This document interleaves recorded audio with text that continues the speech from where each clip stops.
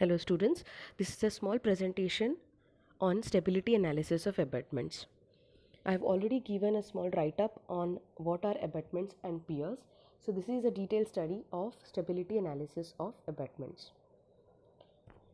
First, to do the stability analysis, we need to fix the dimensions of the abutments, which includes the top width, bottom width and front and back betters. The important dimensions are the top width and the bottom width. These dimensions depend on the type of abutment, height requirement, depth of foundation, etc. There are many other criteria on which these dimensions depend on. The stability analysis of abutments is similar to the stability analysis of retaining wall, which we have already done in last semester.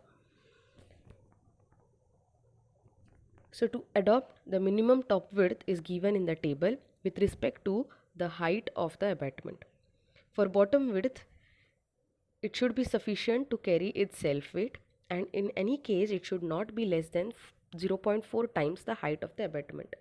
So bottom width directly depends on the height of the abutment, and also it should be sufficient to carry its own weight and be stable. Again, as I mentioned, it is same as the stability analysis of retaining wall. So it should be safe for overturning, sliding, and eccentricity of the resultant with respect to the center of the base, that is for sinking, and we need to only check for maximum base shear.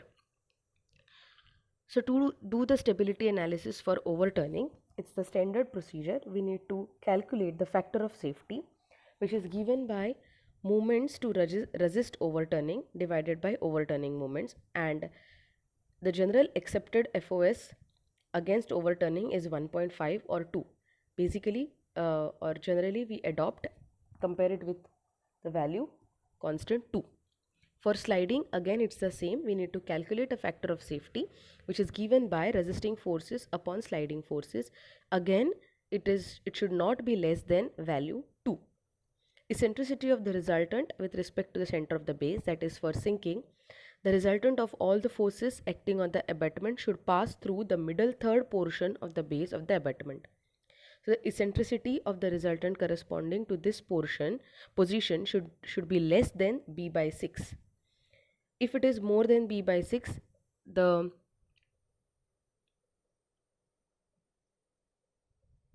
if the eccentricity is more than b by 6, tension would develop at the bottom, which may lead to certain portion of the bottom losing contact with the foundation.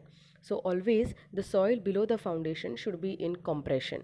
So if it has to be in compression, the eccentricity, that is E, should be less than b by 6. And last is the maximum base shear. Maximum base shear should not exceed the permissible stresses therein, that is bearing capacity of the supporting media. If it happens so, the entire structure will collapse.